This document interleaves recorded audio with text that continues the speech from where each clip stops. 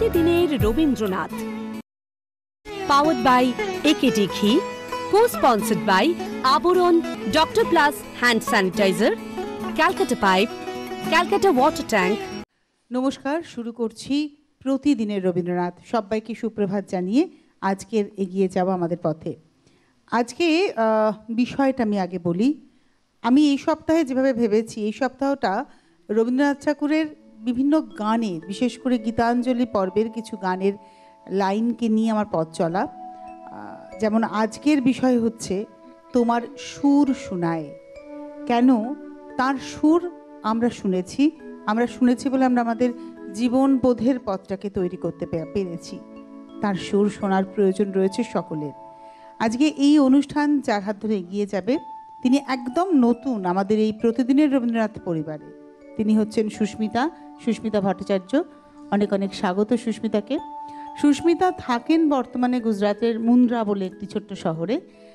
সুস্মিতার জন্ম বড় হওয়া বহরমপুরে, এবং সুস্মিতার গান, যেটা নিয়ে সুস্মিতা আজকে এসেছেন এখানে, রবীন্দ্র গান, এই গানের তার শিক্ষার জায়গাটা অনেকটা বিস্তৃত।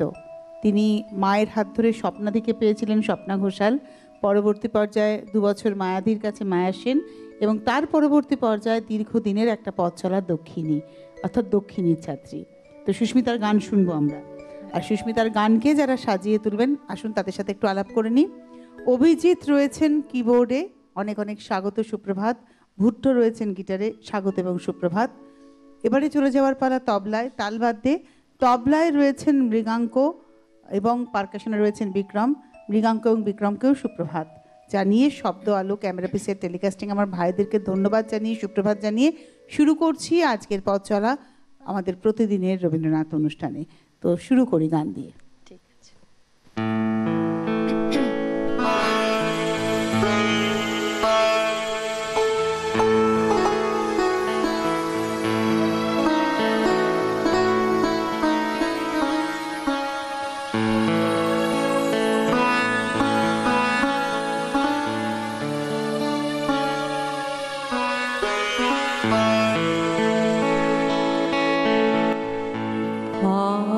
আমার মাথা নত করে দাও হে, তোমার চরণ ধুলার তলে সকল অহংকার হে আমার ডুবাও চোখের জলে।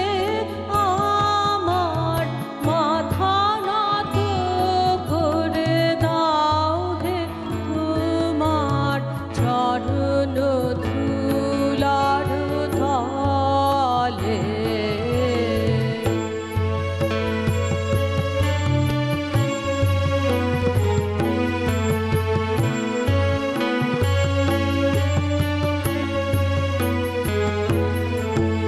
নিজের করিতে গৌরবদান,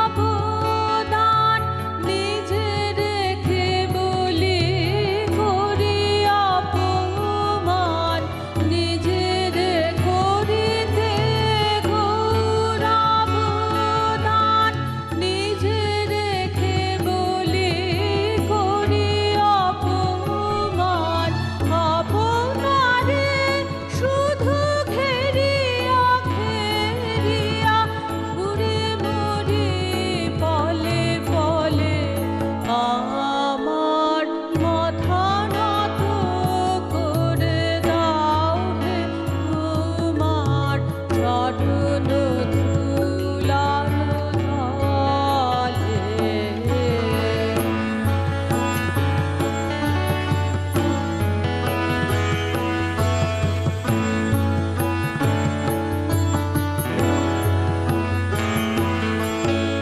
আমার না যেন করি প্রচার, আমার আপন কাজে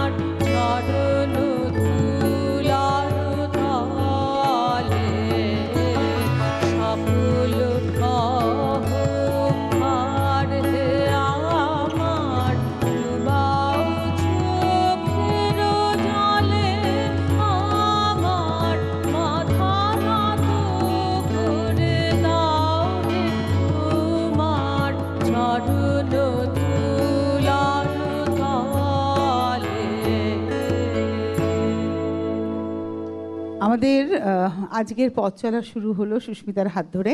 সুস্মিতার গল্পও থাকবে, কিন্তু কবিগুরুর গল্পও থাকবে, যেটা প্রতিদিনের রবীন্দ্রনাথের একটা নির্দিষ্ট চলন রয়েছে, যে একটা বিষয়ভিত্তিক। যদিও আমার আজকে যে গানের লাইনটি নেওয়া, তোমার সুর শোনায়ে, এটি গীতাঞ্জলি পর্বের নয়, এটি পূজা পর্যায়ের, এবং উপপর্যায় হচ্ছে বন্ধু। কিন্তু যে গানটা দিয়ে শুরু হলো, আমার মাথা নত করে দাও হে তোমার, এটি গীতাঞ্জলির একদম প্রথম গান। তো এই গানটির মধ্যে কবি রিক্ততার কথা বলেছেন, যে যত আমি রিক্ত হতে পারবো, যত আমার মধ্যে থেকে আমার অহংকার অহংবোধ সরবে, তত কিন্তু আমি হালকা হব, আর এই হালকা হয়ে আমি তার কাছে পৌঁছতে পারবো। তুমি আমাকে তৈরি করে নেবে, অর্থাৎ এই তুমি হচ্ছ আমার জীবন দেবতা। কখনো তিনি রুদ্র, কখনো তিনি পরাণ সখা, কখনো বন্ধু। তো এই বন্ধুই আমাকে তার মতো করে গড়ে নেবে, তাই না, গড়ে পিটে নেবে। এই গানের সঙ্গে সুস্মিতা মনে হয় না যে আমাদের ঠাকুর শ্রী শ্রী রামকৃষ্ণ পরমহংসদেব কিরম মিলে গেছেন? একদম, মানে ওনার সৃষ্টি এমনই বিস্তৃত যে মানে অনেক মহাপুরুষদের সঙ্গেও তুমি রিলেট করতে পারবে। মানে আমার না, আসল কথা কি জানো তো, তোমাকে বলি, আমি যেটা রবীন্দ্রনাথকে পড়তে গিয়ে জানতে পেরেছি এত বছর ধরে, মানে আমার তো একটা ভীষণ আক্ষেপ যে অনেকটা পরে গিয়ে রবীন্দ্রনাথকে নিয়ে উৎসাহী হয়েছি, জীবনের অনেকটা পর্ব পার করে। তো এখন আফসোস হয় কি বলো তো, যে শেষ করে যেতে পারবো না, এটা একটা আফসোস হয়। সে তো ধরো মানে রবীন্দ্রনাথকে জানতে গেলে আমার তো মনে হয় 7 বার মোটামুটি জন্ম নিলে তবে যদি জানতে পারি। যেটা বলছিলাম, রবীন্দ্রনাথ কিন্তু আমাদের যে সংস্কৃতি, আমাদের উপনিষদ, বেদ, গীতা, এগুলো যেমন পড়েছেন, রামায়ণ মহাভারত যেমন পড়েছেন, সেরকমই অন্যান্য ধর্মগ্রন্থ, মানে বৌদ্ধ ধর্মগ্রন্থ বলো, কোরআন, ত্রিপিটক, বাইবেলের নিউ টেস্টামেন্ট তার ভীষণ পছন্দ ছিল। এই সব কিছুকে নিয়ে রবীন্দ্রনাথ, যার ফলে রবীন্দ্রনাথের গীতবিতান যদি কারোর কাছে থাকে, তার উপরে যদি সে হাত দেয়, তার অনুভূতিটা এরকম হবে যে সে সমস্ত ধর্মগ্রন্থকে একসাথে ছুঁচ্ছে, অর্থাৎ গীতা, কোরআন, বাইবেল, ত্রিপিটক, সমস্ত ধর্মগ্রন্থকে একসাথে ছুঁচ্ছে।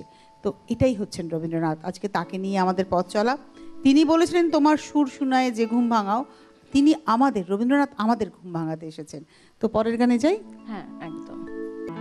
প্রভু খেলেছে অনেক খেলা, প্রভু খেলেছে অনেক খেলা, এবে তোমার ক্রোড় চাহি, প্রভু খেলেছে অনেক খেলা, প্রভু খেলেছে অনেক খেলা, শ্রান্ত হৃদয়ে হে তোমারে প্রসাদ চাহি, প্রভু খেলেছে অনেক খেলা, প্রভু খেলেছে অনেক খেলা।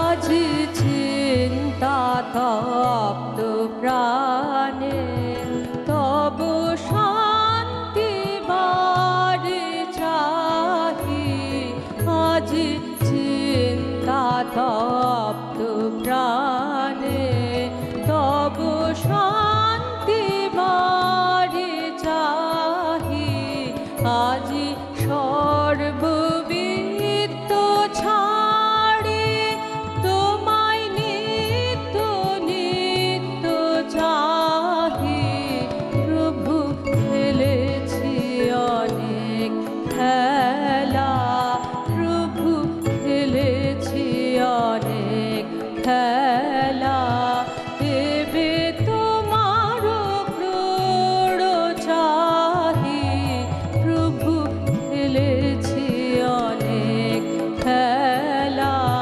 প্রভু খেলেছি অনেক খেলা।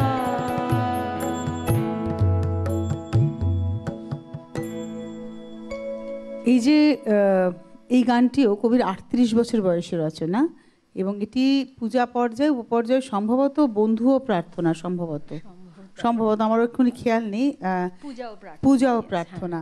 তো আজকে আমরা সুস্মিতার হাত ধরে রবীন্দ্রনাথকে একটু অন্যভাবে ছোঁয়ার চেষ্টা করছি। আধ্যাত্মিক রবীন্দ্রনাথ বলবো না, এটা না, বড্ড মানবিক রবীন্দ্রনাথ। এই রবীন্দ্রনাথ আমার আপনার ভীষণ মনের কাছের একজন মানুষ, যিনি আমাদের সামনে এই সব কিছুকে খুব সহজ করে তুলে ধরেছেন, যে কোনো কিছুই তুমি নিয়ে যাবে না, সব কিছুই রেখে যেতে হবে, সুতরাং তার প্রতি ভরসা রাখো। এই তিনি কোনো ধর্মের প্রতিনিধি নন, এই তিনি মনুষ্যত্বের প্রতিনিধি।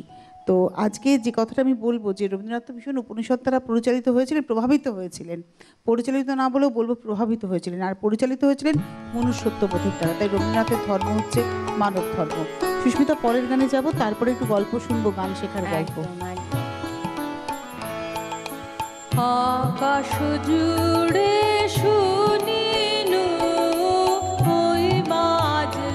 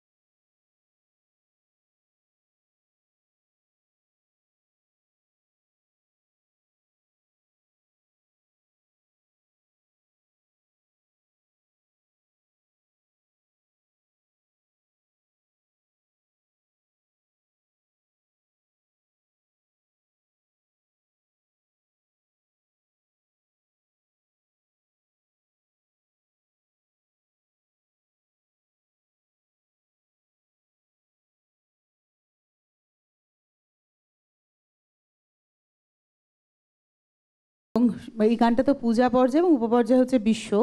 আজকে সুস্মিতা যেভাবে গানের চয়ন করেছে, কোনোটা কবি 27 বছরের, কোনোটা 38 বছরের, কোনোটা 57 বছরের, এই গানটা 57 বছরের, কিন্তু রিফর্মেশন, এই যে মানে মনের যে পরিবর্তন, সেটা কিন্তু ধরা পড়ছে গানের কথার ভিত্তিতে, তাই না? প্রভু তোমার প্রভু খেলিছে অনেক খেলা, এই যে খেলেছো অনেক খেলা, এই গানের সঙ্গে আকাশ জুড়ে শুনিনুর মধ্যে কিন্তু একটা বিস্তর মানে পরিবর্তন রয়েছে, মানসিক পরিবর্তন। তো রবীন্দ্রনাথের ক্ষেত্রে বলতেই পারি যে তার হাত ধরে উপনিষদ যেটা বলছে যে অসংখ্য বৈচিত্র্যতার মধ্যে প্রকৃতির যে ক্রিয়া চলছে, এত সহজে এবং এত নিকটে পাচ্ছি যে প্রকৃতিকে আমরা, তাকে আমরা কোনো গুরুত্বই দিই না। আসলে প্রকৃতি তো আপনভাবে নিজেকে বিলিয়ে দেয়, আর সেই এত সহজ সরল প্রকৃতিকে আমরা হৃদয়ে ধারণ করতে গেলে আমরা কুণ্ঠা বোধ করি, আর সেই কারণেই মনে হয় আমরা সহজে স্বীকার করি না তার দানকে। কিন্তু রবীন্দ্রনাথ তার দানকে স্বীকার করেছেন। তো পরের গানে যাওয়ার আগে বলেছিলাম একটু গল্প শুনবো। তো ছোটবেলা থেকেই কি গান শেখার পরিবেশ বাড়িতেই? হ্যাঁ, আমার দাদু মানে ভীষণ পছন্দ করতেন গান, উনি নিজেও গাইতেন। আমার বড় মামা ভীষণ ভালো তবলা বাজাতেন। আমার বেশিরভাগ সময়টাই মামার বাড়িতে কেটেছে। আমার মাও একজন রবীন্দ্রসঙ্গীত শিল্পী, ওনার কাছে আমার প্রথম রবীন্দ্রসঙ্গীতের শিক্ষা। আর যার কথা একদম না বললেই নয়, তিনি আমার মামিমা, উনি বিশ্বভারতী থেকেই পাশ করেছেন। অ্যাকচুয়ালি ক্লাস 9-10 মানে যে সময়টা ঠিক রবীন্দ্রনাথের প্রতি, গানের প্রতি ভালোবাসাটা মানুষের জন্মায়, সেই সময়টা আমি মাইমাকে পেয়েছি। আমার মাইমা গান না, কিন্তু মানে রবীন্দ্রসঙ্গীত ওনার সামনে কেউ গাইলে, কেউ একটুও ভুল করলে উনি কিন্তু ঠিক ধরে ফেলেন, মানে কানটা এমনভাবে তৈরি ওনার। তো ওনার কাছে আমি বাংলাটাও পড়েছি, যেমন তখন কথা ও কাহিনী ছিল, সেই কথা ও কাহিনী যেভাবে উনি আমাকে পড়িয়েছেন, তাতে আমার এই রবীন্দ্রনাথের প্রতি, রবীন্দ্রসঙ্গীতের প্রতি যে একটা অদ্ভুত টান, একটা ভালোবাসা, সেই ছোটোবেলা থেকেই আমার মাইমার হাত ধরে মানে তৈরি হয়েছে আর কি। তারপরে আমি ক্লাস 10-এর পর হাওড়া, কলকাতা এসব জায়গায়, এই অবধি বহরমপুর, হ্যাঁ। আচ্ছা, তারপরে কলকাতা হাওড়াতে থেকে গান শেখা, সেই গল্পেও আসবো, সেই পর্বে আসবো। কিন্তু এখন নিয়ে নিচ্ছে একটা বিরতির প্রান্তে আমরা ফিরছি পরের গান নিয়ে। প্রতিদিনের Rabindranath, powered by AKD ghee, co-sponsored by Abaran, doctor plus hand sanitizer, Calcutta pipe, Calcutta water tank.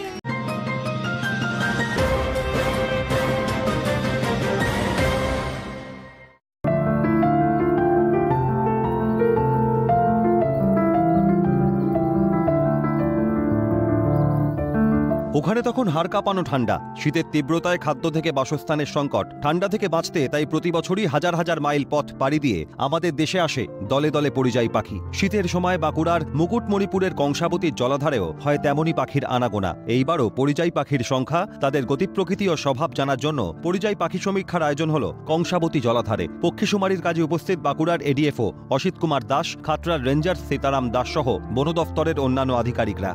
জলাধারে যেটা দুটো নদী মিশেছে, কংসাবতী, দ্যাট মিনস কাঁসাই আর কুমারী।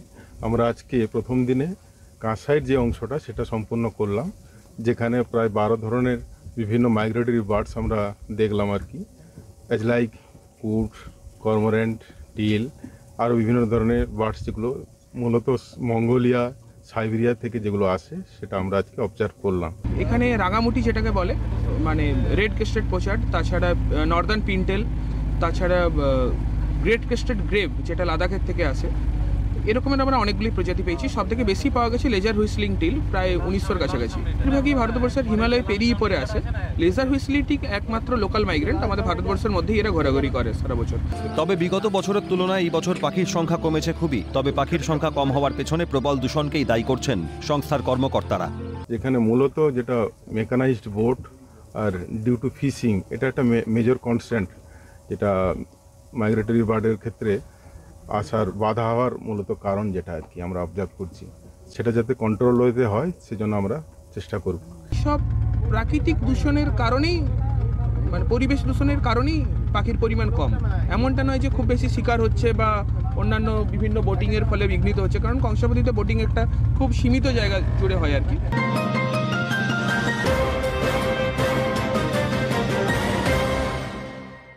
মনময়ূরী মনময়ূরী অঙ্গ ঢেউ তোলে, বাহারি রং যেন কথা বলে। একমাত্র শাড়িতেই নারী অনেক বেশি সুন্দরী। আপনাদের প্রিয় আবরণের পোশাকে এই মরশুমে নিজেকে সাজাতে আবরণ। রঙিন প্রতিদিন আবরণকে সঙ্গে নিন, বিরাটি মিনি বাস স্ট্যান্ডের বিপরীতে। ফ্যাশনেবল কিডস ওয়্যারের exclusive mega showroom Oranges, a house of Abaran. যোগাযোগ 8100724076। অরেঞ্জেস, বিরাটি মিনি বাস স্ট্যান্ডের বিপরীতে। আপনার এলাকায় একেটি ঘি যদি না পেয়ে থাকেন, শুধুমাত্র ফোন করুন 9051113815 এই নম্বরে, আর সরাসরি পেয়ে যান আপনার বাড়িতে একেটি ঘি। বিশুদ্ধতার আর এক নাম একেটি ঘি। এখন অ্যামাজন এবং ফ্লিপকার্টেও পাওয়া যাচ্ছে। তুমি অনেক বদলে গেছো। আমি তোমাকে টিম লিডার বানিয়ে দিতে চাই। এই সংসার চালাবার দায় কি শুধু একা আমার? তাহলে তোমার কথাটা যে সবাই জেনে যাবে। Tina, are you married? তুমি আমায় একটু দেখো না।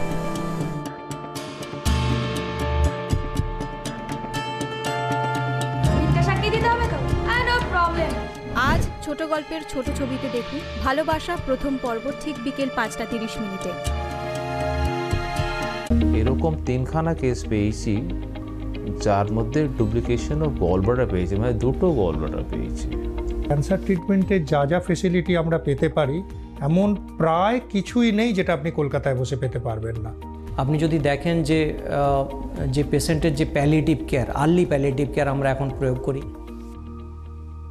মেডিকেল সংক্রান্ত নানা প্রয়োজনীয় তথ্য জানুন হেলথলাইন অনুষ্ঠানে প্রতি বৃহস্পতি ও রবিবার ঠিক দুপুর 1টায়, একমাত্র সিটিভিএন একেডি প্লাসে।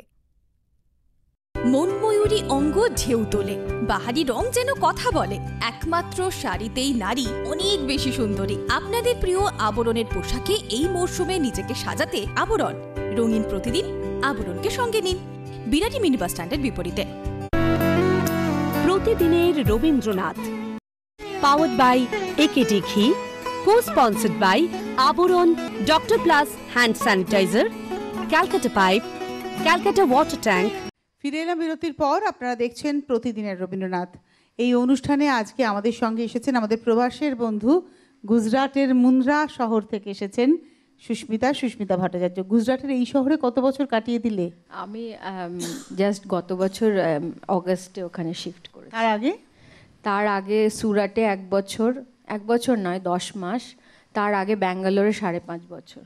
মানে খালি ওই যাযাবরের মতো জীবন না, একবার এখানে একবার ওখানে, মানে এটা কি কর্তার ইচ্ছায় কর্মের মতো? তার চাকরি সূত্রে। আমার বিয়ে যখন হয় তখন আমার হাজব্যান্ড গাজিয়াবাদে পোস্টেড।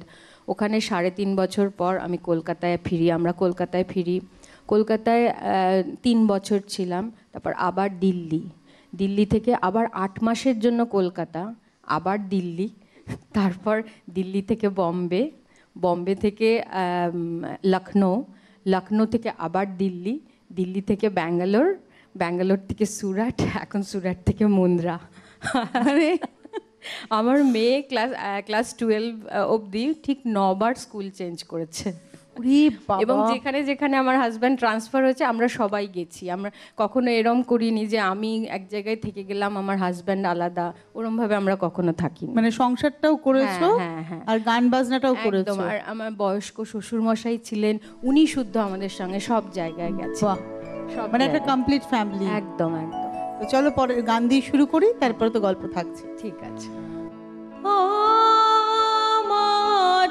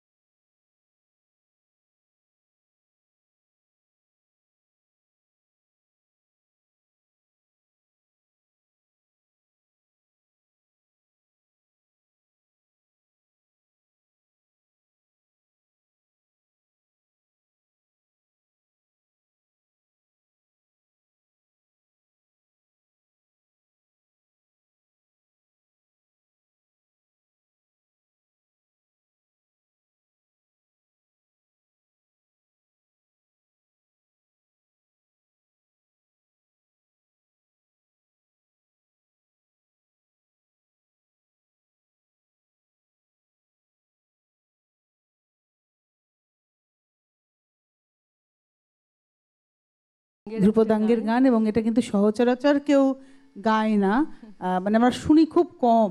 আসলে আমাদের দক্ষিণীতে বরাবর এটাই বলা হয় যে যেগুলো অল্পশ্রুত গান সেগুলো একটুখানি গাইবার জন্য, কারণ মানে অনেকেই রবীন্দ্রনাথের এই বিপুল ভাণ্ডার সম্পর্কে অতটা মানে ওয়াকিবহাল নয়, সেই জন্য মানে খুব মানে বেশিরভাগ ক্ষেত্রেই শোনা যায় যে যেগুলো খুব কমন গান সেটাই সবাই গায়। সেই জন্য রণদা এবং আমি এখন দেবাশিসদার ছাত্রী দেবাশিস রায়চৌধুরীদা, উনিও সবসময় মানে খুঁজে খুঁজে যেটা একটুখানি আনকমন। তোমার দক্ষিণীতে পৌঁছানোর গল্পটা একটু বলো।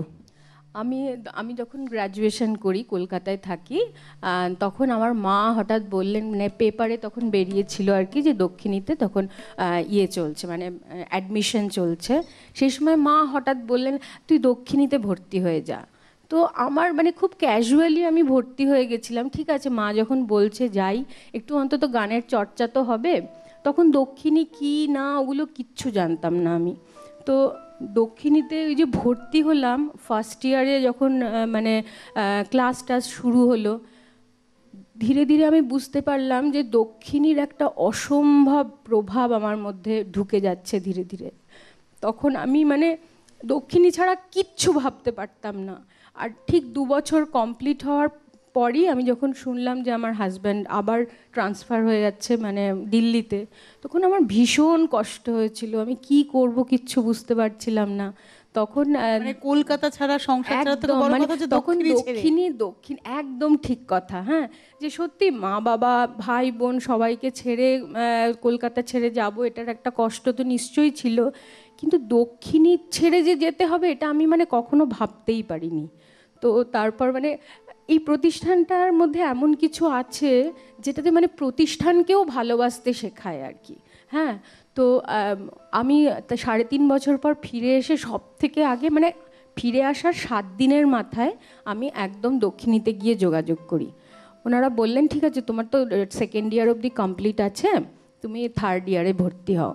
তখন আমরা সন্তোষপুরে থাকি, আর আমার মা বাবা থাকেন সুভাষনগর, সেটা এক্সট্রিম মানে নর্থ, আর আমি সন্তোষপুরে থাকি। তখন আমার বোন মানে শনি রবি ক্লাস ছিল আমার বোন প্রথমে ট্রেনে করে দমদম স্টেশন আসতো, সেখান থেকে আবার অটোতে করে আর এক জায়গায় যেত, সেখান থেকে বাস ধরতো, তারপর সেখান থেকে শিয়ালদা গিয়ে আমার মনে আছে ও সাউথের কোনো ট্রেন ধরতো, তারপর ওখানে নামার পরেও 2বার অটো চেঞ্জ করে আসতো আমার মেয়েকে কিছুক্ষণ রাখার জন্য, যেন আমি দক্ষিণীটা দিল যে আমি যেন দক্ষিণীটা কমপ্লিট করতে পারি। সেই জন্য মানে আজকে এই যে সুস্মিতা এখানে এসে পৌঁছেছে, এর পিছনে ওর পরিবারের সকলে সবার অবদান রয়েছে।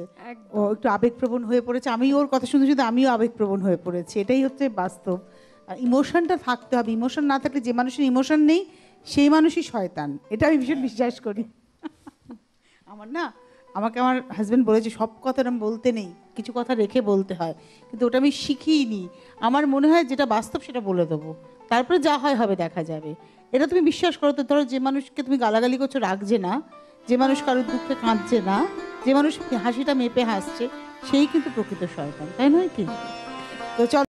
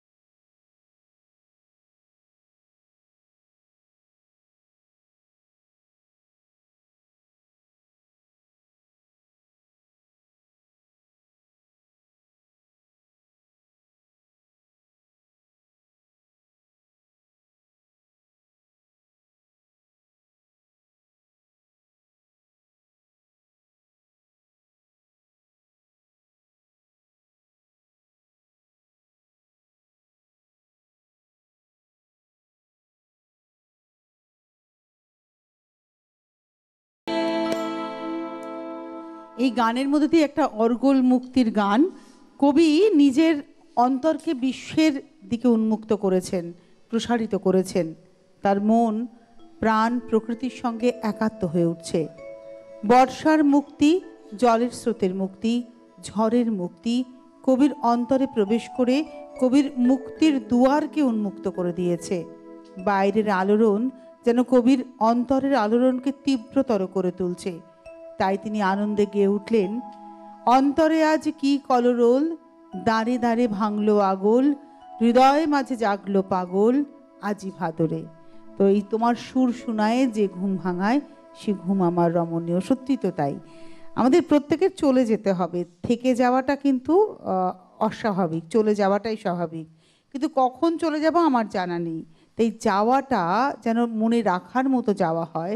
আমার এই কর্মকাণ্ডের জগৎটা যাতে এত সুন্দর হয় যে যাওয়ার পরে অন্তত মানুষ আমাকে মনে রাখবেন, সেই জন্যই কিন্তু রবীন্দ্রনাথ ভীষণ প্রাসঙ্গিক।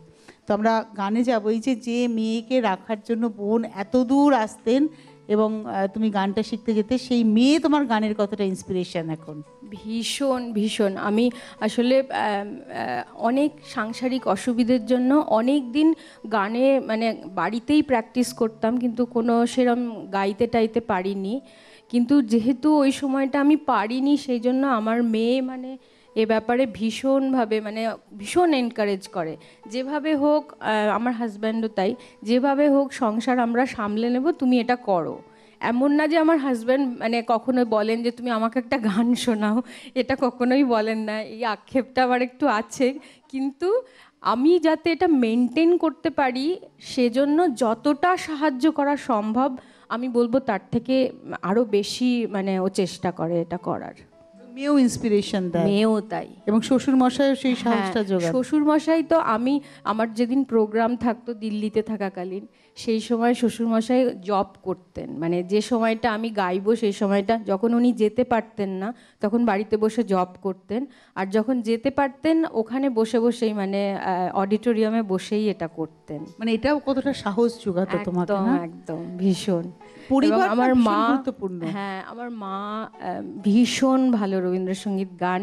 মা আমার খুব বড় ইন্সপিরেশন, কিন্তু মার দুবার স্ট্রোক হয়ে গেছে, সেই জন্য একটুখানি কথাবার্তা একটু হয়, কিন্তু গান এখনো পর্যন্ত ভীষণ ভালোভাবে গান। এবং নিউরোলজিস্ট বলেছেন যে মার গানের যে পোর্শনটা সেটা কিন্তু ঠিক আছে, হ্যাঁ কথাবার্তার দিকটা একটুখানি হয়েছে, কিন্তু গানটা একদম ঠিক আছে। এবং প্রতিদিন রাত্রিবেলা আমার মা আমাকে জিজ্ঞেস করেন যে আজকে কি কি গান আমি প্র্যাকটিস করেছি।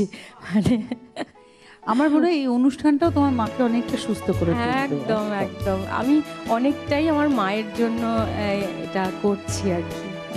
চলো পরের গানে যাই।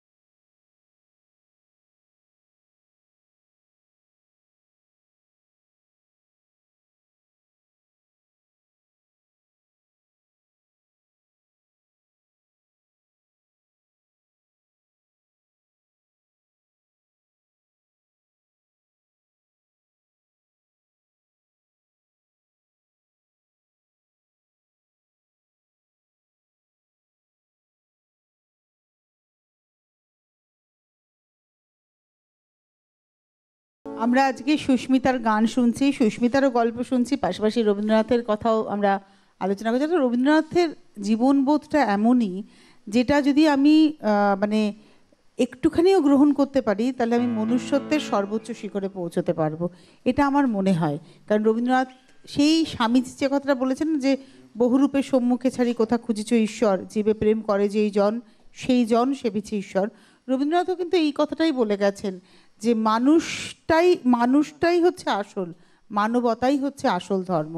এবং সেই কারণে মানে সব কিছুকে সরিয়ে রেখে মানুষের প্রতি উদার থাকতে হবে। এবং তাই জীবনের শেষ লগ্নে গিয়ে বলছেন মানুষের প্রতি বিশ্বাস হারানো পাপ।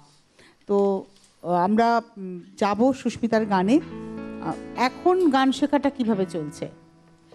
এখন আমি গত 7 বছর ধরে অনলাইন শ্রী দেবাশিস রায়চৌধুরীর কাছে শিখি। আর হ্যাঁ, এটা মোটামুটি 2018 সাল থেকে শিখছি।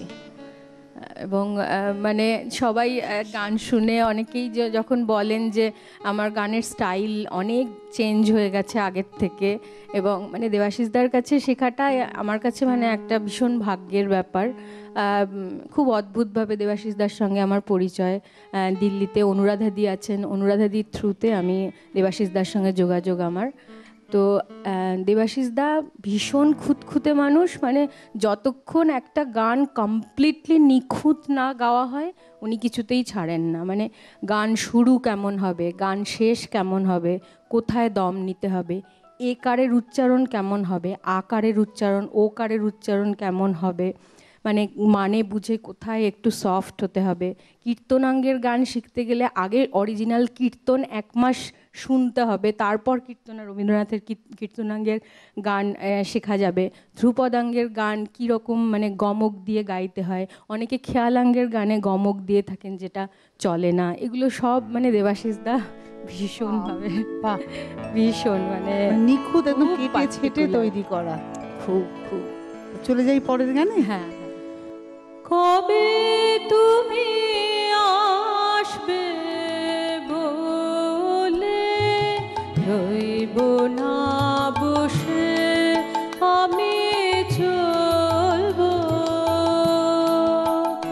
আমি চলবো বাহিরে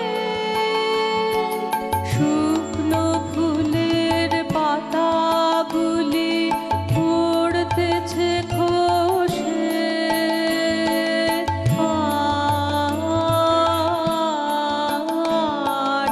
সময় নাহি রে,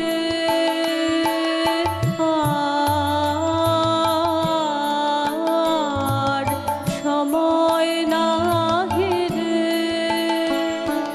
কবে তুমি আসবে বলে।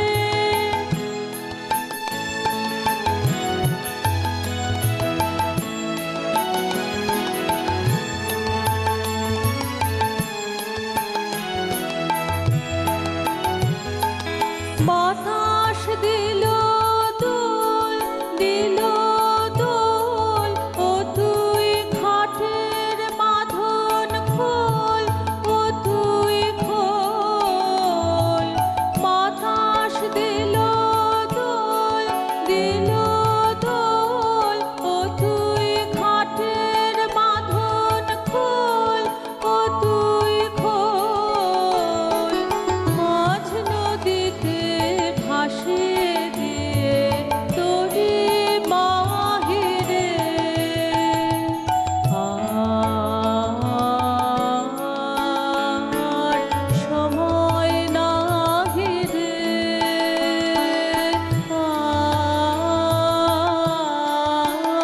আর সময় নাহি রে, কবে তুমি আসবে বলে।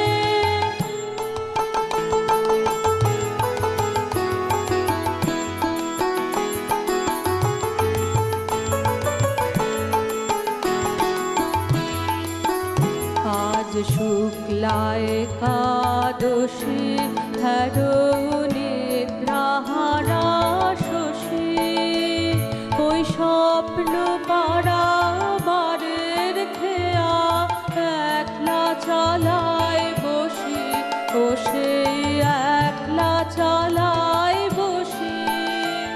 আজ শুক্লা একাদশী হরণে গ্রাহারা শশী ওই স্বপ্ন কারা মারের খেয়া একলা চালায় বসে বসে একলা চালায় বসে তোর পথ জানা নাই নাই বা জানা নাই ও তোর নাই মানা নাই মনের মানা নাই পথ জানা নাই নাই বা জানা নাই ও তোর নাই মানা নাই মনের মানা নাই সবার সাথে চলবে রাতে সামনে জাহিরে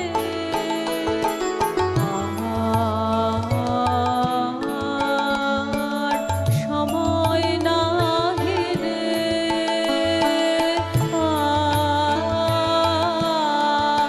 আর সময় নাহি রে কবে তুমি আসবে বলে রইব না বসে আমি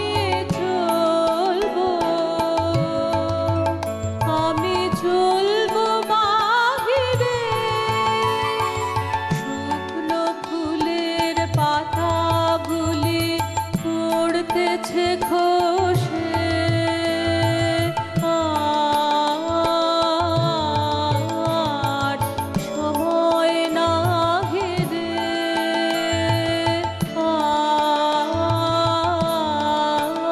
আর সময় নাহি রে।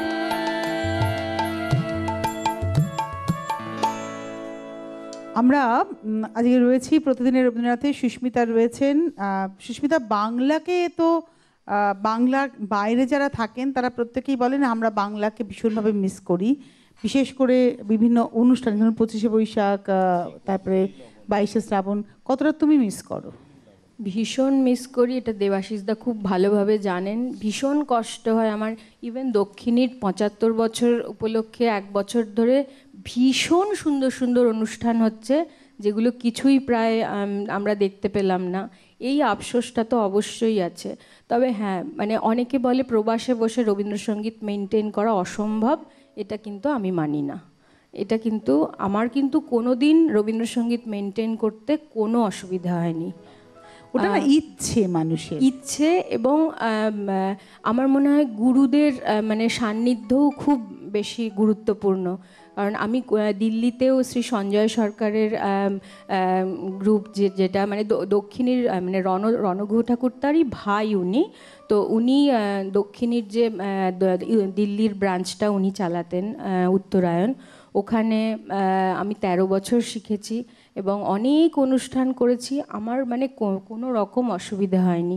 এমনকি লখনৌতেও আমি রবীন্দ্রসঙ্গীত মেনটেন করেছি, ব্যাঙ্গালোরে তো করছি, এবং একটা স্কুলেও আমি শেখাই ওখানে রবীন্দ্রসঙ্গীত। আর আপাতত মানে আমি এমনকি মুন্দ্রাতেও গিয়ে এমন অনেক বেঙ্গলি মানে ইয়ে কমিউনিটির সঙ্গে আমি যুক্ত হয়ে পড়েছি, যে যারা ভীষণভাবে ইন্টারেস্টেড বাংলা এবং বাঙালি কালচারটাকে বাঁচিয়ে রাখার প্রবাসী। তো এটা একটা বড় প্রচেষ্টা। ভীষণ। এবারে আবার গানে যাই, পরের গানে।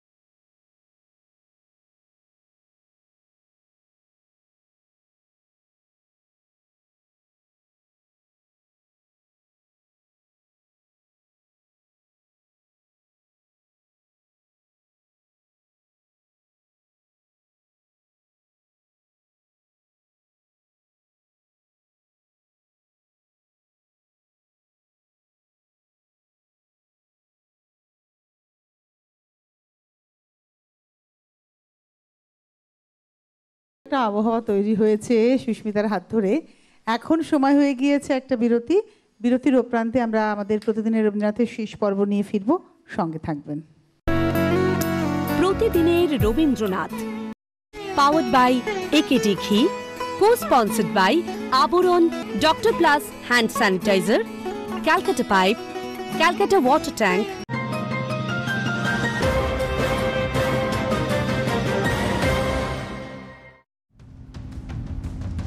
স্বাস্থ্যসাথী কার্ড দেখালেই মিলবে বিনামূল্যে চিকিৎসা, প্রতিশ্রুতি ছিল এমনটাই, কিন্তু সেই প্রতিশ্রুতির বাস্তবায়ন হচ্ছে কোথায়? অভিযোগ, স্বাস্থ্যসাথী কার্ডে ভর্তি হওয়া সত্ত্বেও হাসপাতালের তরফে নেওয়া হয়েছে 31,000 টাকা। ঘটনার 17 দিন পরেও মেলেনি রসিদ। প্রতিবাদে শনিবার সকালে হাসপাতাল কর্তৃপক্ষকে ঘিরে বিক্ষোভ দেখায় রোগীর আত্মীয়রা। ঘটনাটি দুর্গাপুরের কাঁকসার রাজবাঁধের এক বেসরকারি হাসপাতালে। স্বাস্থ্যসাথী কার্ডে ভর্তি করার পরও আমার কাছে ওরা পয়সা নিয়েছে। কত পয়সা নিয়েছে? 25,000 নগদ নিয়েছে, আবার 6,000 টাকা রিপোর্ট করার জন্য নিয়েছে। সিটি স্ক্যান না, কোনো আমরা বিল চেয়েছি, কোনো কিছু আমাদের কিন্তু দেয়নি। বলছে আমাদের এখান থেকে বিল দেওয়া যায় না। না, হ্যাঁ, পেশেন্ট যেদিনে আমাকে জানাই তোমার পেশেন্টের ক্যান্সার, সেদিন আমাকে ছুটি লিখে দিয়েছে। না, বিল দিচ্ছেন না। আমাদের টোটাল 31,000 টাকা নিয়েছে। তা এই ডাক্তারবাবুর সাথে কথা হয়েছে, ডাক্তারবাবু বললো যেদিন 8 তারিখে আমাদের ছুটি দিয়ে ডিসকাউন্ট করা, সেদিনও বললো যে বেশ ঠিক আছে, 2 দিন পর আপনার বিলটা দেবো। আমি ধরেছিলাম ডাক্তারবাবুকে যে আপনার যে ক্যাশটা নিয়েছেন, আমি যে স্বাস্থ্যসাথী কার্ডের আমি বিলটা পেয়েছি, তো আমার ক্যাশের বিলটা কই? তা বললো আমাদের এখান থেকে এরকম কোনো নিয়ম নাই বিল দেওয়ার। ঘটনার সূত্রপাত চলতি মাসের 2 তারিখ। পেটে অসহ্য যন্ত্রণা নিয়ে হাসপাতালে ভর্তি হন দুর্গাপুরের অন্ডালের উখরার গুলজারবার্গের বাসিন্দা বছর 47-এর কাজী আনোয়ার হোসেন। অভিযোগ, পরিবারকে কিছু না জানিয়েই লিভার ক্যান্সারে আক্রান্ত আনোয়ার হোসেনের দেহে অস্ত্রোপচার করা হয় গত 5 তারিখ। শারীরিক অবস্থার অবনতিতে তাকে অন্যত্র স্থানান্তরিত করা হয়, অথচ মিলছে না রিপোর্ট। আমার পেশেন্টকে বলেছে যে কাল তোমার ওটি হবে, আমাদের এখানে এসে কোনো ফোন যায়নি। আমার এখন অবস্থা ভালো নেই, আর উনি লেবারে হাত দিয়েছে ডাক্তার না জানিয়ে। লিভার ক্যান্সার হয়ে গেছে। এখন ভর্তি করেছি 2 তারিখে, আর অপারেশন করে দিচ্ছেন 5 তারিখে। বাড়ির লোককে আমাদেরকে কাউকে কিছু জানাচ্ছেন না যে আমাদের রোগীর অপারেশন হবে কি কিছু। স্বাস্থ্যসাথী কার্ডে ভর্তি করেছি, কাউকে কিন্তু আমাদেরকে না জানিয়ে কিন্তু আমাদের রোগীর অপারেশন করে দিচ্ছেন। অপারেশন করে দেওয়ার সময় ওনারা ভিতররা দেখেছেন যে এই কন্ডিশন আছে, লিভার টিভার সব এবার পুঁজ হয়ে গেছে, সাদা হয়ে গেছে, ক্যান্সারের আশঙ্কা আছেন। তখন ওনাদের অপারেশন চিকিৎসা হচ্ছে গলব্লাডার স্টোন। আমাদের অনুমতি ছাড়াও কিন্তু লিভারে কিন্তু ওরা লিভারটা কিন্তু ওরা বায়োপসি করতে ওখানে ছুরি ঠেকিয়ে দেয়। রিপোর্টটা এখন চাইছি, রিপোর্টটা ওনারা দিচ্ছেন না। স্বাস্থ্যসাথী কার্ডে যেখানে বিনামূল্যে চিকিৎসা পরিষেবা দেওয়ার কথা, সেখানে টাকা নেওয়া হলো কেন? কেন দেওয়া হচ্ছে না রসিদ? তবে কি নিয়ম বহির্ভূত কাজ হচ্ছে হাসপাতালগুলিতে? স্বাস্থ্যসাথী কার্ডের নামে প্রতারণা, এই বিষয়ে নাকি কোনো খবরই নেই হাসপাতাল কর্তৃপক্ষের কাছে। যদিও সংবাদ মাধ্যমের চাপে পড়ে মাত্র 1 ঘন্টার মধ্যে খোঁজ নিয়ে দেখার আশ্বাসের পাশাপাশি ঘুরিয়ে ভুল স্বীকার হাসপাতাল কর্তৃপক্ষের। মানে আপনি ওনারা যেটা বলেছেন টোটাল 31,000 টাকা নেওয়া হয়েছে, ঠিক? এই ব্যাপার সম্বন্ধে আমার সেরকম নলেজে কিছু নেই। আমি দায়িত্বে আছি। তারপর আপনি বলছেন জানা নেই। 27 তারিখ আজকে, 8 তারিখ রিলিজ হয়েছে, 27 তারিখ আজকে। হ্যাঁ, ঠিক আছে, আমি বলছি তো আমাকে 1 ঘন্টা সময় দিতে হবে। কে নিয়েছে, কেন নিয়েছে, এই জিনিসটা আপনাকে ক্লিয়ার করার জন্য। আবার বলি, 8 তারিখ ঘটনা ঘটেছে, 27 তারিখ হচ্ছে আজকে। কতদিন হচ্ছে? নিয়ার অ্যাবাউট 20 দিন। 20 দিনের মধ্যে আপনি যে কাজ করতে পারলেন না, 1 ঘন্টার মধ্যে সে কাজ করে দেবেন। আজকে কেন চাপে পড়ে আপনি কথা বলছেন? যে কাজ 19 দিনে করতে পারলেন না, সে কাজ 1 ঘন্টার মধ্যে আপনি করে দেবেন, তাহলে সেই 1 ঘন্টা তো আগেও লাগিয়ে দিতে পারতেন, পেশেন্টকে বিল দিতে পারতেন। মানে এটা যদি বলেন ভুল, তাহলে ভুল কিছু বলার নেই।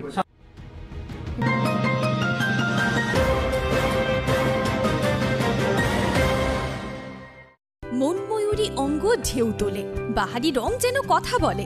একমাত্র শাড়িতেই নারী অনেক বেশি সুন্দরী। আপনাদের প্রিয় আবরণের পোশাকে এই মরশুমে নিজেকে সাজাতে আবরণ। রঙিন প্রতিদিন আবরণকে সঙ্গে নিন, বিরাটি মিনি বাস স্ট্যান্ডের বিপরীতে। ফ্যাশনেবল কিডস ওয়্যারের exclusive mega showroom Oranges, a house of Abaran. যোগাযোগ 8100724076। অরেঞ্জেস, বিরাটি মিনি বাস স্ট্যান্ডের বিপরীতে। আপনার এলাকায় একেডি ঘি যদি না পেয়ে থাকেন, শুধুমাত্র ফোন করুন 9051113815 এই নম্বরে, আর সরাসরি পেয়ে যান আপনার বাড়িতে একেডি ঘি। বিশুদ্ধতার আর এক নাম একেডি ঘি। এখন অ্যামাজন এবং ফ্লিপকার্টেও পাওয়া যাচ্ছে। অনেক বদলে গেছো। আমি তোমাকে টিম লিডার বানিয়ে দিতে চাই। এই সংসার চালাবার দায় কি শুধু একা আমার? তাহলে তোমার কথাটা যে সবাই জেনে যাবে, টিনা। Are you married? তুমি আমায় একটু দেখো না।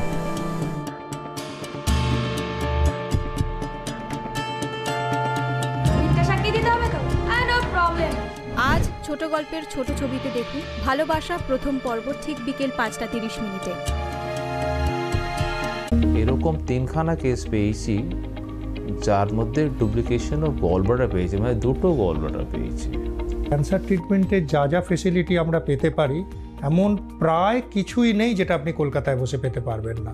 আপনি যদি দেখেন যে পেশেন্টের যে palliative care, early palliative care আমরা এখন প্রয়োগ করি। মেডিকেল সংক্রান্ত নানা প্রয়োজনীয় তথ্য জানুন হেলথলাইন অনুষ্ঠানে প্রতি বৃহস্পতি ও রবিবার ঠিক দুপুর 1টায় একমাত্র সিটিভিএন একেডি প্লাসে। প্রতিদিনের Rabindranath powered by AKD ghee, co-sponsored by Abaran, doctor plus hand sanitizer, Calcutta pipe, Calcutta water tank. ফিরে এলাম বিরতির পর। এটা না একদম শেষ পর্ব নিয়ে ফেরা।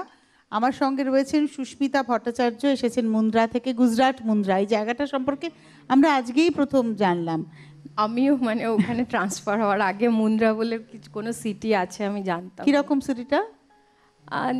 মোটামুটি মানে নিত্য প্রয়োজনীয় যে জিনিসগুলো সেগুলো ঠিকই পাওয়া যায়, কিন্তু কোনো সেরকম ব্র্যান্ডেড শপ টপ ওরম ধরনের কিছু নেই। এটা কি সুরাট থেকে অনেকটা দূরে? হ্যাঁ, সুরাট থেকে প্রায় 12 ঘন্টার রাস্তা। আহমেদাবাদ থেকে বাই রোড প্রায় আহমেদাবাদ থেকে বাই ট্রেন 4-5 ঘন্টায় পৌঁছে যাওয়া যায়, কিন্তু বাই রোড প্রায় 6.5-7 ঘন্টা লেগে যায়। মানে অনেকটা ইন্টেরিয়র। আমরা বরাবর রোড ট্রিপ নিয়েছি কারণ আমাদের একটা ছোট্ট ডগ আছে। ওরে বাবা, তার নাম কি? পাভো। ও বাবা, মানে সবকিছু নিয়ে একটা সংসার। হ্যাঁ হ্যাঁ হ্যাঁ। তো গান দিয়ে শুরু হোক এই পর্বটা।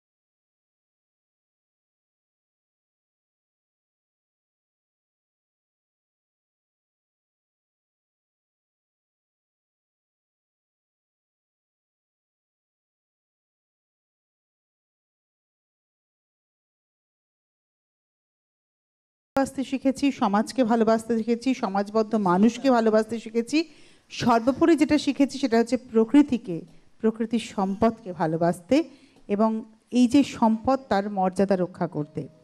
আজকের এই অনুষ্ঠান আমাদেরকে এক উন্নত মাত্রায় পৌঁছে দিল তোমার সুর শোনায়ে। এই গান আজকে যে গানের হাত ধরে সুস্মিতা এগোচ্ছে সে গান কিন্তু মূলত পূজা পর্যায়ে, স্বদেশ পর্যায়ে সব কিছু নিয়ে, কিন্তু এর মধ্যে যে মানে যে আবেদনটা রয়েছে সেটা হচ্ছে একটা মানবিক এবং একটা আত্মিক আবেদন, যে সকলের সঙ্গে সকলে আমরা আত্মীয়, আমরা প্রত্যেকেই সকলের জন্য। সেই যে আমরা জানি শুনহ মানুষ ভাই, সবার উপরে মানুষ সত্য, তাহার উপরে নাই, চণ্ডীদাসের এই কথাটিকে রবীন্দ্রনাথ আপ্তবাক্যে মনে প্রাণে গ্রহণ করেছিলেন। কবিরের বাণীকে তিনি আপ্তবাক্যে মনে প্রাণে গ্রহণ করেছিলেন বলেই তিনি কিন্তু এভাবে পথ চলেছেন। তার বিশ্বভারতী সে কুটুম্বতার কথা বলে যায়। তো রবীন্দ্রনাথকে ভালোবাসতে পারা মানে আমি মনে করি মনুষ্যত্ব বোধের একটা ধাপে এগিয়ে যাওয়া। আমি জানি না সুস্মিতা আমার কথার সঙ্গে আদৌ একমত হবে কিনা। একদম একদম একমত। রবীন্দ্রনাথকে ধরলে না অনেক কিছুকে সহজ করে নেওয়া যায়। মানে আর অদ্ভুত ব্যাপার যে জীবনের প্রত্যেকটা মুহূর্তের সঙ্গে যেন একটা করে গান আছে। মানে মাঝে মাঝে মনে হয় যে আচ্ছা এই সিচুয়েশনটার সঙ্গেও কি ওনার পরিচয় ছিল, মানে ওই সিচুয়েশনে না পড়লে এই ধরনের গান কি করে আসে। এটাই আমার খুব অদ্ভুত লাগে যে একটা জীবনে একটা মানুষ কি করে এরকম মানে তৈরি করে যেতে পারেন, মানে ভীষণ একটা বিস্ময়কর জিনিস একটা। এবং উনি আমাদের পুরো বাঙালিকে পুরো বিশ্বের দরবারে মানে ধনী করে দিয়ে গেছেন একদম। তো চলো এটা তো শেষ পর্ব। হ্যাঁ বলো বলো। যখন প্রবাসে বসে সবাই মিলে একসাথে জনগণ গাই তখন মানে এখনো পর্যন্ত একবারও এমন হয়নি যে চোখে জল আসেনি গায়ে কাটা দিয়ে। আমি এই সোশ্যাল মিডিয়াতে একটি পেজকে খুব ফলো করি, সেই ভদ্রমহিলা বাংলাদেশের, তিনি একজন নাইজেরিয়ানকে বিয়ে করেছেন। তার মেয়ে জন্মগতভাবে নাইজেরিয়ান, যেহেতু পিতা নাইজেরিয়ার, মানুষটি মুসলমান, ভদ্রমহিলা ওই যাকে বিয়ে করেছেন সে খ্রিশ্চান। তো সোশ্যাল মিডিয়াতে তাকে প্রচণ্ড মানুষ হিউমিলিয়েট করছেন, আপনি কেন বিধর্মীকে বিয়ে করলেন, হ্যান করলেন ত্যান করলেন। তার মেয়ে নিজেকে বাঙালি বলে। ওপার বাংলার মানুষ তো সবার আগে বাঙালি, তারপরে ধর্মের ব্যাপার। তো তার মেয়ে একজন নাইজেরিয়ান লেডিকে বসে বসে গান শেখাচ্ছে, আমার সোনার বাংলা, আমি তোমায় ভালোবাসি। মানে আমার যে কি ভালো লেগেছে ভিডিওটা, আমি ওনাকে নিঃশব্দে দেখতাম, কিন্তু ওই রিলসটাতে আমি ওনাকে কমেন্টস করে ফেলেছি যে আই লাভ ইউ সাফিরা, মেয়েটার নাম সাফিরা, আমার খুব ভালো লেগেছে। তো এরকমভাবেই না রবীন্দ্রনাথকে নিয়ে আমরা এগোতে পারি, এক দেশ থেকে আর এক দেশ, এক ভাষা থেকে আর এক ভাষা, এখানে গণ্ডিটা কিন্তু থাকে না, শুধু সবটাই রবীন্দ্রনাথ। আমাদের এই অনুষ্ঠান সেটাই প্রমাণ করে। চলে যাই গানে। হ্যাঁ,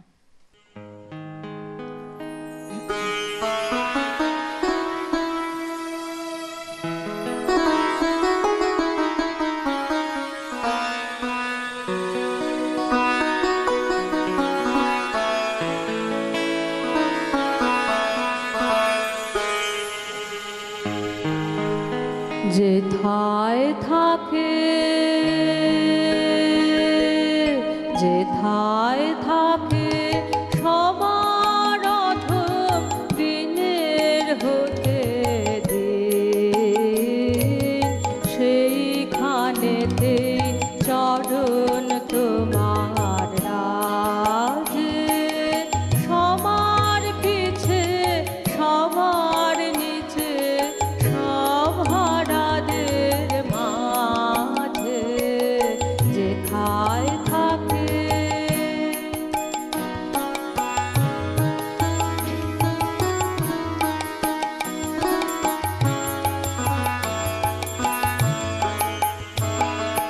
যখন তোমায় প্রণাম করি আমি, প্রণাম আমার কোনখানে যায় থামি, যখন তোমায় প্রণাম করি আমি, প্রণাম আমার কোনখানে যায় থামি, তোমার চরণ যেথায় নামে অপমানের তলে, সেথায় আমার প্রণাম নামে না যে, সবার পিছে সবার নিচে সব হারাদের মাঝে, যেথায় থাকে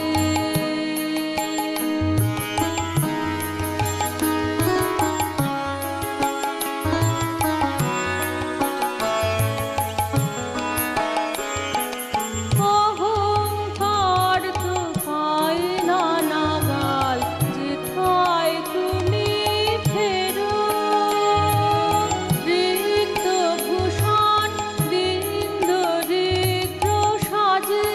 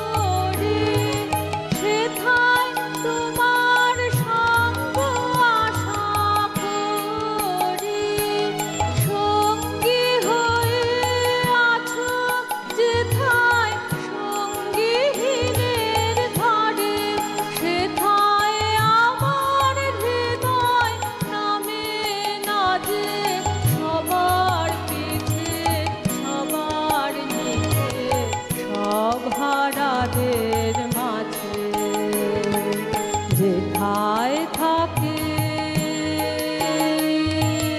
যেথায় থাকে সবার অধম দিনের হতে দিন সেইখানেতে চরণ তোমার রাজে সবার পিছে সবার নিচে সব হারাদের মাঝে যেথায় থাকে।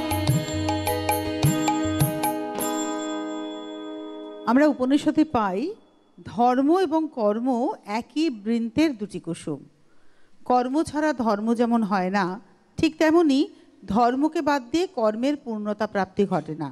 আমরা যে আমি যে ধর্মের কথা বলছি সেটা রবীন্দ্রনাথের ধর্ম, মানবতার ধর্ম। আমরা যে ধর্ম চারপাশে দেখছি সেই ধর্মের কথা আমি বলছি না। ধর্ম হলো ভিতরের এবং কর্ম হলো বাইরের। সর্বব্যাপী ব্রহ্মকে যেমন মানে খণ্ডিত রূপে দেখা সম্ভব নয়, তেমনি জীবনের মধ্যে ধর্ম কর্মকে খণ্ডিতভাবে বিচার করা সম্ভব নয়। তাই আমাকে যদি পৌঁছতে হয় সকলের কাছে, ঈশ্বরকে যদি ছুঁতে হয়, তাহলে কর্মের মাধ্যমে সকলের কাছে পৌঁছতে হবে। যে গানটির কথা এই মাত্রটা গীতাঞ্জলিরই গান, এবং যে গানটিকে উল্লেখ করলেন সুস্মিতা, রবীন্দ্রনাথ কি বলছেন? বলছেন ছুটে এসে সবার সুখে দুঃখে দাঁড়াই তো তোমারই সম্মুখে, সপিয়ে প্রাণ ক্লান্তিবিহীন কাজে প্রাণ সাগরে ঝাঁপিয়ে পড়িনে। এই যে কথা, এখানে কর্মের মধ্যে দিয়েই এগিয়ে যাওয়া, ধর্মকে স্পর্শ করা। তো আমরা পরের গানে যাই সুস্মিতা।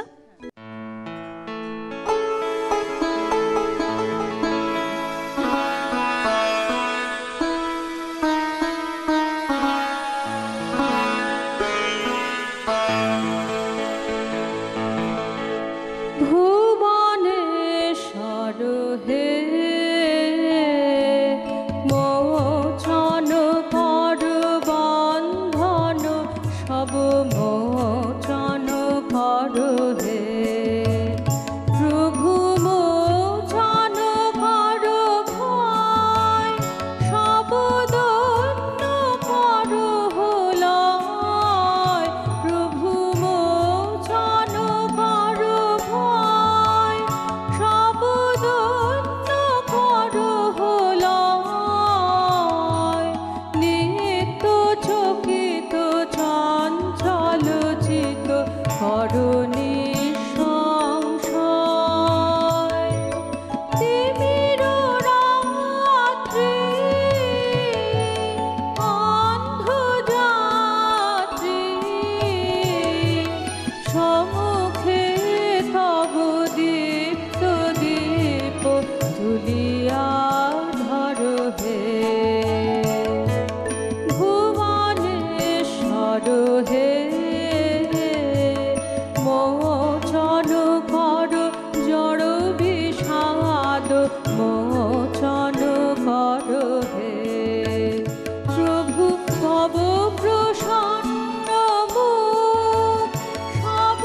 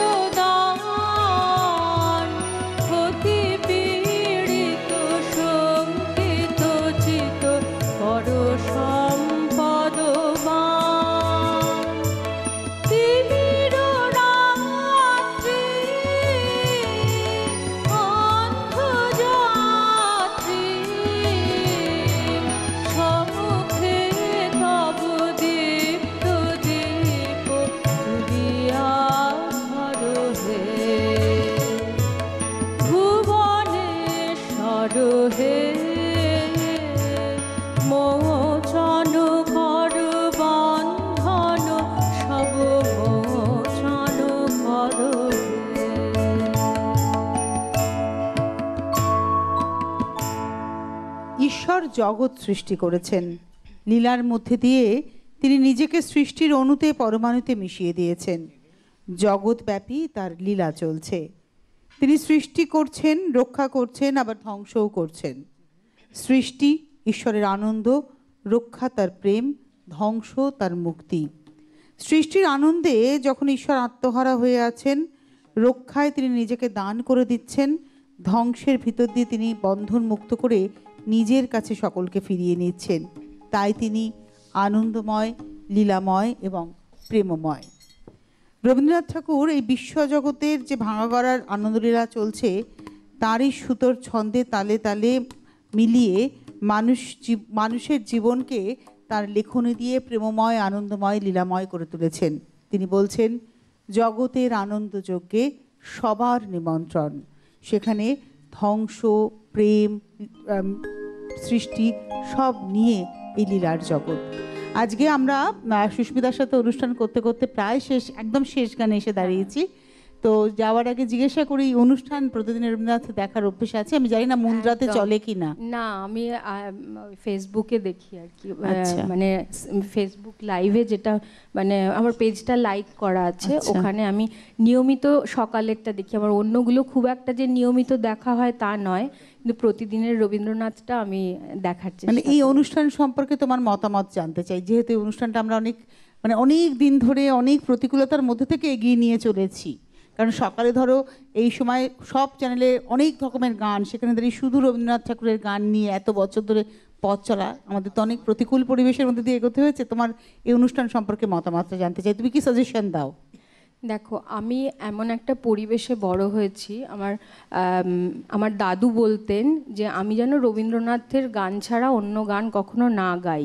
এর জন্য মানে অন্য কোনো গানের প্রতি আমার দাদুর কোনো রকম অশ্রদ্ধা ছিল না, কিন্তু আমার দাদুর এটা ধারণা ছিল যে প্রত্যেকটা গানের একটা নিজস্ব স্টাইল আছে। যেমন রবীন্দ্রনাথের গান নজরুল গীতির মতো করে গাইলে ভালো লাগে না, তেমন নজরুল গীতিও রবীন্দ্রসঙ্গীতের মতো করে গাইলে ভালো লাগে না। তো আমি বরাবর এমন পরিবেশে থেকে এসেছি, আমি দাদুর কথাটা মেনে চলেছি এবং আমার জীবনে অনেক রকম গান গাওয়ার অনেক সুযোগ এসেছে, তাও আমি রবীন্দ্রনাথের গানটাই মেনটেন করেছি। সুতরাং রবীন্দ্রনাথের গান নিয়ে যে অনুষ্ঠানই হোক না কেন, আমার সবসময় ভোট ওই অনুষ্ঠানের প্রতিই থাকবে। মানে দুর্বলতা বলো, যাই বলো, আমার ভীষণ দুর্বলতা এই অনুষ্ঠানটার প্রতি, এবং আমি আন্তরিকভাবে কৃতজ্ঞ সমস্ত টিমের কাছে যে এই অনুষ্ঠানটা এত বছর ধরে চলছে, এবং আশা রাখবো আগামী দিনেও অনেক বছর ধরে আমরা এই সকালবেলা রবীন্দ্রনাথের গান শুনে মানে সকালটা কাটানো, এটা একটা আমার কাছে খুব একটা পবিত্র ব্যাপার। খুব ভালো লাগলো যে এইভাবে অ্যাপ্রিসিয়েট করা, পাশে বসে। অনেক ভালো থেকো সুস্মিতা, আর অনেক গান শুনবো তোমার কাছ থেকে পরবর্তী দিনে। আজকের অনুষ্ঠানের শেষ গান শুনতে শুনতে বিদায় নেব, তোমার কাছ থেকে বিদায় নেব দর্শকদের কাছ থেকে। আর আমি ধন্যবাদ জানাবো আমাদের যন্ত্রসঙ্গীত শিল্পীদের যারা থাকেন, অভিজিৎ রয়েছেন, ভুট্টো রয়েছেন, মৃগাঙ্ক রয়েছেন, বিক্রম রয়েছেন, ওদের একটা অনবদ্য প্রয়াস থাকে প্রত্যেক দিনের সকালে। সবাইকে ধন্যবাদ জানিয়ে আবার দেখা হবে আপনাদের সঙ্গে এই প্রতিশ্রুতি দিয়ে, এবং আপনাদের থেকে প্রতিশ্রুতি নিয়ে বিদায় নিচ্ছি আজকের প্রতিদিনের রবীন্দ্রনাথ অনুষ্ঠানে। আবার দেখা হচ্ছে আগামীকাল সকালে।